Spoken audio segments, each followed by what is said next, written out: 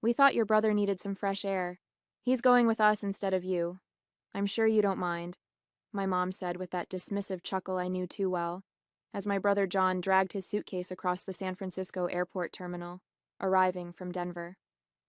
I stood frozen, the welcome sign I'd made dropping slightly in my hands. This luxury cruise, the one I'd spent months planning and saving for, was supposed to be my chance to finally bond with my parents. Instead, here I was, watching my unemployed brother steal my place without so much as a thank you. My name is Marianne Thompson, and at 35, I've built a successful life for myself in San Francisco, far from my family's constant disappointments. I'd saved for nearly a year to afford this 5-day cruise, working extra projects and giving up vacations of my own. The presidential suite, the premium dining package, the exclusive shore excursions. I'd carefully chosen every detail to make it perfect. Perfect for the three of us, me, my mom, and my dad. Not for my 37-year-old brother who still lives in their basement playing video games all day while they pay his bills. When I let them fill out the online forms for the trip I had paid, I never expected them to put my brother's name instead of mine. "John gets seasick if he sits in the back," my mom announced, already ushering him toward the passenger seat of my rental car. My dad stood quietly behind them, avoiding my eyes like he always did when they pulled stunts like this. I watched as John sprawled out in what should have been my seat, immediately pulling out his phone to check his gaming notifications. The cruise documents in my bag suddenly felt heavy, all those carefully planned dinner reservations and excursions I'd booked, now useless. "The cruise line needs advance notice for passenger changes," I said quietly, knowing it wouldn't matter. My mom waved her hand dismissively. "Oh, we already took care of that weeks ago. We just transferred your spot to John's name. The resort confirmed everything yesterday." The casual way she said it, like replacing me was the most natural thing in the world, made my stomach twist. I gripped my car keys tighter, feeling the metal bite into my palm as I forced myself to smile. Some part of me knew, standing there in that crowded airport terminal, that this moment would change everything. The happy families rushing past us, the excited chatter of vacation goers, it all felt like a cruel mockery of what this trip was supposed to be.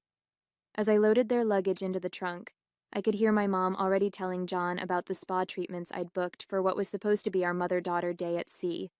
The drive to the port felt like watching a movie of my life on repeat. Every mile marker brought back another memory of being pushed aside for John.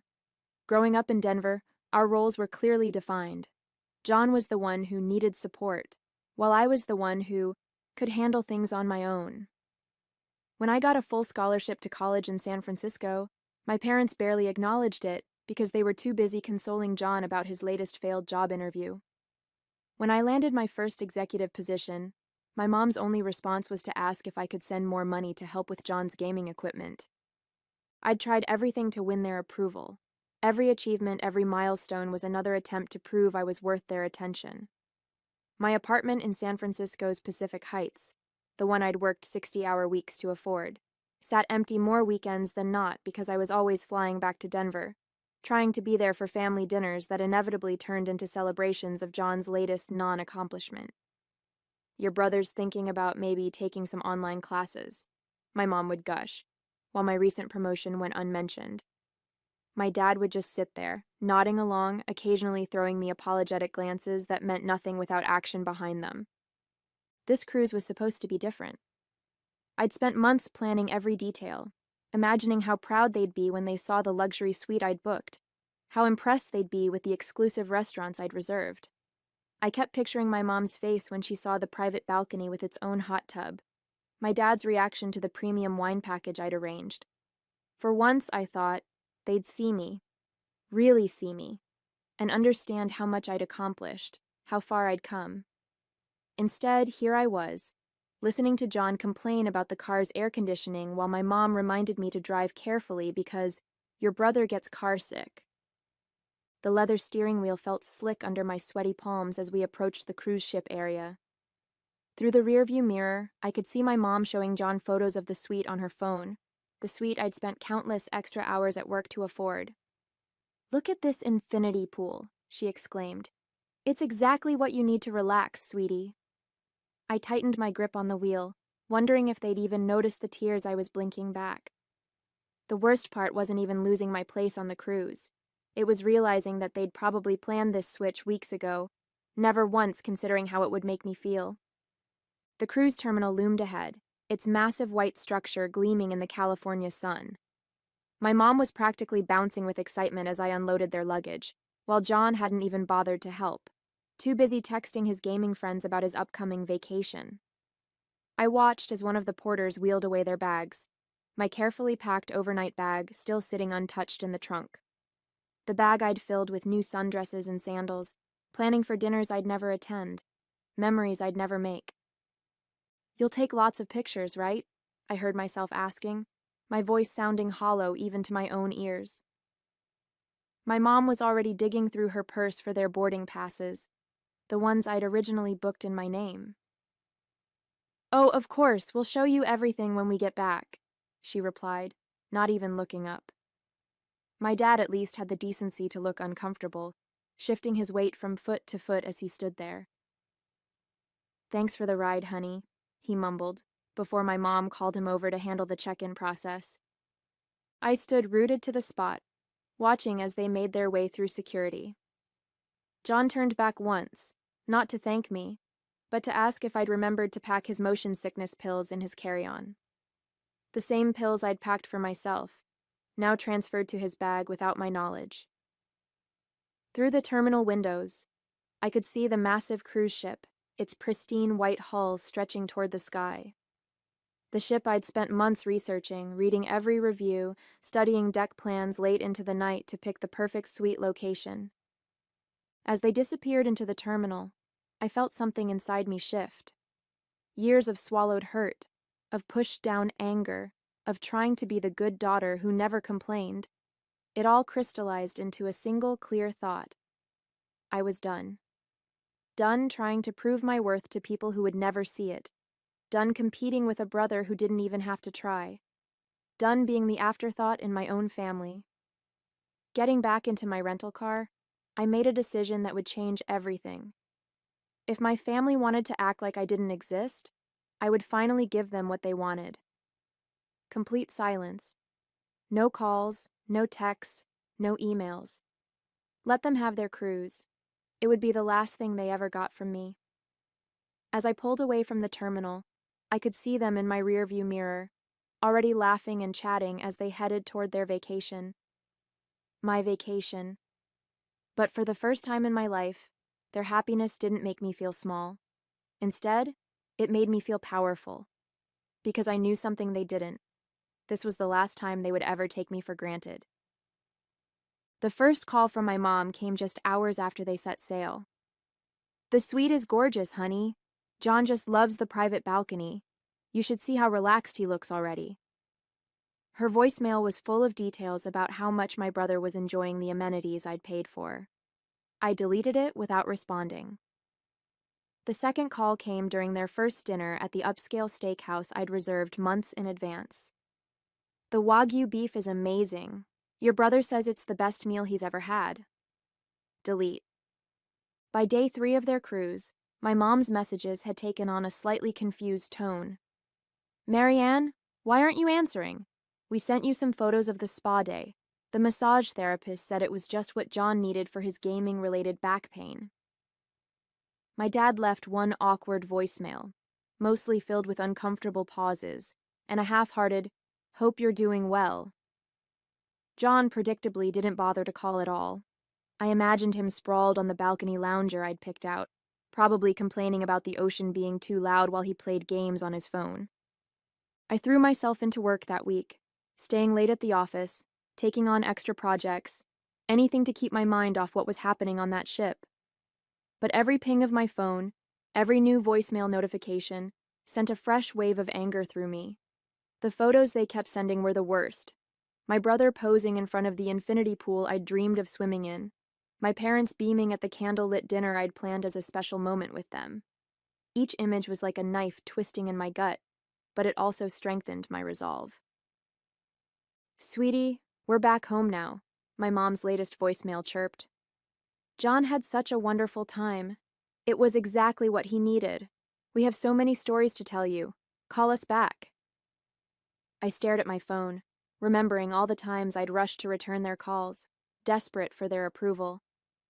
Not this time. This time, their calls would go unanswered, their messages unread. As I blocked their numbers one by one, I felt a strange mix of grief and liberation.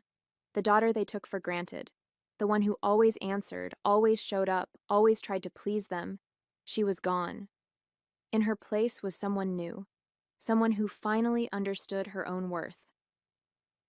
2 weeks after their return, the desperate attempts to reach me intensified. My parents began calling my office, prompting my assistant to politely inform them that I was unavailable. They tried emailing, texting from different numbers, even reaching out through my cousins on social media. Each attempt met the same wall of silence. My mom's messages grew increasingly frantic. "Marianne, this isn't like you. We're worried. What's wrong? Why are you being so difficult about this?" I focused on rebuilding my routine without the minute. No more rushed weekend flights to Denver, no more long phone calls listening to John's latest gaming achievements, no more forcing myself to smile through family dinners where I felt invisible. I redecorated my apartment, replacing family photos with art I loved. I joined a hiking group, started taking cooking classes, filled my newly free weekends with things that made me happy. The constant weight of trying to earn their love began to lift, leaving me feeling lighter than I had in years. "Your brother is very upset," my mom's latest email read. "He says you're being selfish, that you've ruined the nice family vacation we had." I laughed out loud at that one, a sharp, bitter sound that echoed through my empty kitchen. The sheer audacity of it was almost impressive. They'd stolen my vacation, replaced me without a second thought, and somehow I was the selfish one? Something about that email solidified everything for me.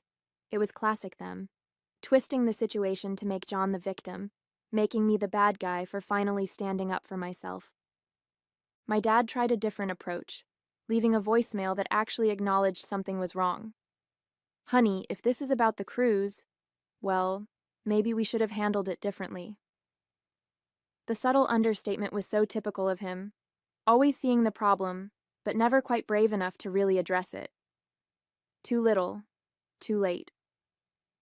I added his new number to my blocked list, feeling a small pang but pushing through it. Each time I refused to engage, each call I didn't return, each message I deleted, it felt like reclaiming a piece of myself I'd given away years ago. 3 months into my silence, my mom's facade finally cracked. Her latest voicemail was different, raw, emotional, without the usual excuses for John. "Marianne," her voice cracked, "I understand now. The cruise. We took it from you. You worked so hard to give us something special, and we didn't even think about how it would hurt you. We've always taken you for granted because you were the strong one, the successful one. We thought you didn't need us like John does. I see now how wrong we were." My dad followed with his own message, his voice heavy with regret. "Sweet pea, I've been a coward. All these years I've watched your mother and brother dismiss your achievements, and I never stood up for you. I just let it happen because it was easier than rocking the boat. You deserved better from me. You deserved better from all of us." For the first time, I heard real pain in his voice, not just discomfort. The most telling response came from John. Complete silence.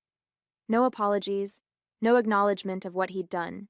In his mind, he probably still saw himself as the victim, but his silence spoke volumes, highlighting exactly why I'd needed to step away. While my parents were finally facing their mistakes, he remained unchanged, entitled, expecting the world to revolve around him. I sat in my home office, looking out over the San Francisco skyline as I listened to their messages. The sun was setting, painting the bay in shades of gold and pink, and I felt a profound sense of peace wash over me. Their belated recognition of their behavior didn't fix the years of hurt, didn't erase the pain of being replaced on that cruise, but it validated my decision to stand up for myself. Their desperation to reach me proved what I'd suspected all along. They'd only valued me when they couldn't take me for granted anymore. Later that evening, as I deleted their latest messages, I caught my reflection in the window. Shoulders back, head high, a quiet confidence in my expression that hadn't been there before. The daughter who would have done anything for their approval was gone. In her place stood a woman who finally understood that their approval had never been worth the price they demanded. 6 months into my silence, my life had transformed in ways I never expected. Without the constant drain of trying to please my family, I found energy I didn't know I had. I redecorated my apartment, replacing the beige walls my mom had insisted on with bold colors I loved. The formal living room furniture that had sat unused, bought because my mom said it made me look established, was donated and replaced with comfortable pieces that actually fit my style. Each change felt like reclaiming another piece of myself.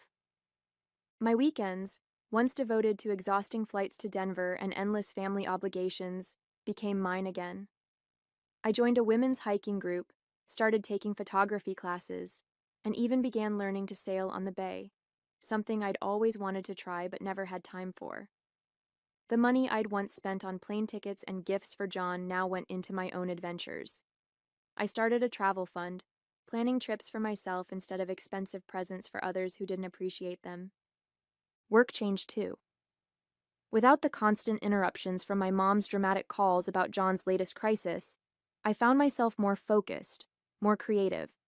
I got another promotion, this time allowing myself to really celebrate it instead of downplaying it to avoid making my brother feel bad. My colleagues noticed the change in me, commented on my newfound confidence, the way I spoke up more in meetings, how I seemed more present and engaged. The hardest part wasn't the silence itself. It was handling the waves of guilt that sometimes crashed over me late at night. Years of conditioning had taught me that I was responsible for my family's happiness, that setting boundaries made me selfish. But as the months passed, those waves of guilt grew weaker. I started seeing a therapist who helped me understand that my family's behavior wasn't just thoughtless. It was emotional abuse. She helped me see that my silence wasn't punishment. It was protection. Their messages continued, evolving from angry demands to desperate pleas. My mom's latest email was particularly revealing. "We never realized how much we depended on you until you were gone. John's struggling without your help, and we don't know what to do." It was telling that even in her apology, she was still focusing on John's needs. But for the first time, I felt no urge to rush in and fix things. Their struggles weren't my responsibility anymore. One evening, as I sat on my balcony watching the sunset over the bay, I found my dad's last voicemail still saved on my phone. "I miss you, sweet pea." His voice wavered. "I miss the daughter I never took the time to really know." I let myself cry then, not from guilt or pain, but from recognition of my own growth. The daughter he missed no longer existed. In her place was someone stronger, someone who understood that love shouldn't require erasing yourself. Exactly 1 year after the cruise incident, my parents showed up unannounced at my office in San Francisco. My assistant, who had become fiercely protective of my boundaries, called to warn me. "Your parents are in the lobby," she said. "Should I have security escort them out?" I sat at my desk, staring at the family photo I'd finally removed from my wall last month, and made a decision I'd been preparing for all year. "Send them up," I said, my voice steady. When they walked into my office, they looked smaller somehow. My mom's usual confident demeanor was gone, replaced by something almost timid. My dad's shoulders were hunched, his eyes unable to meet mine at first. The silence stretched between us until my mom finally spoke, her voice breaking. "We sold the house," she said. "We told John he has to move out and support himself. We're trying to fix things. Not just with you, but with everything." I gestured for them to sit, noting how they perched uncertainly on the edge of their chairs, so different from their usual entitled comfort. My dad pulled out a thick envelope. "These are from the cruise," he said, placing it on my desk. "Every receipt, every charge. We've calculated exactly what you spent, including the deposits and excursions. We want to pay you back." I looked at the envelope but didn't touch it. "It was never about the money," I said quietly. "It was about respect, about being seen, about having my feelings considered just once before John's." My mom started crying then. Real tears, not the manipulative ones I'd seen her use so often. "We know," she whispered. "We know that now. But we didn't just come to repay the cruise. We came to tell you that we're in therapy. Both of us. Learning why we did what we did. Why we put so much on you and expected so little from John." I listened as they talked about their realizations, about the damage they'd done, about their hopes to rebuild, not the relationship we had before, but something new, something healthier. They didn't ask for immediate forgiveness or demand I resume contact. Instead, they gave me something I'd never received from them before: respect for my boundaries. As they stood to leave, my dad handed me a letter. "Take your time," he said. "Read it when you're ready. We'll wait until you decide if and when you want us in your life again." They walked out of my office without trying to hug me or make me promise anything. I sat there long after they'd gone, holding the unopened letter, feeling the weight of all it represented. For the first time in our relationship, they were putting my needs first. It wasn't earth-shattering or dramatic, just a quiet acknowledgement of my worth, my right to set boundaries, my power to choose the relationship I wanted. It's been 2 years since that day in my office. I did eventually read their letter, a 12-page confession of every time they'd pushed me aside for John, every moment they'd taken me for granted, every opportunity they'd missed to be real parents to me. It wasn't just an apology. It was an acknowledgement of who I'd become despite their treatment. They wrote about watching me from afar this past year, seeing my success, my strength, my refusal to shrink myself anymore. John never did apologize. Last I heard, he was finally working at a local gaming store, forced to support himself for the first time at 39. My parents maintain careful boundaries with him now, no longer rushing to solve his every problem.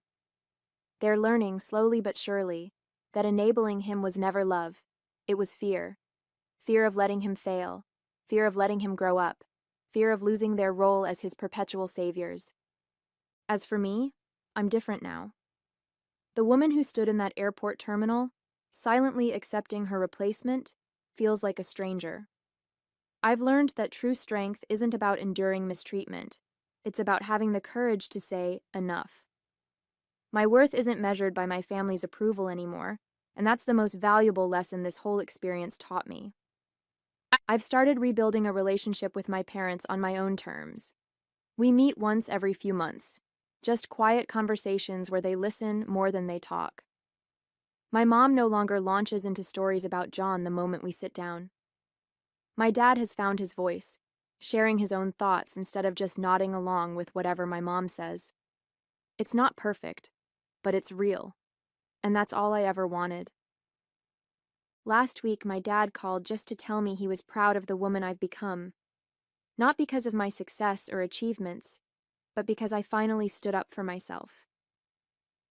"You taught us how to be better parents," he said, "by showing us what we stood to lose." My mom added that watching me build my life this past year helped her understand what she'd been doing wrong all along. "We kept trying to make you smaller," she admitted, "when we should have been helping you shine. Sometimes I think back to that cruise they took without me. What felt like the ultimate betrayal became the catalyst for my transformation. By replacing me on that ship, they actually set me free. Free to become someone who would never again accept being an afterthought in her own life."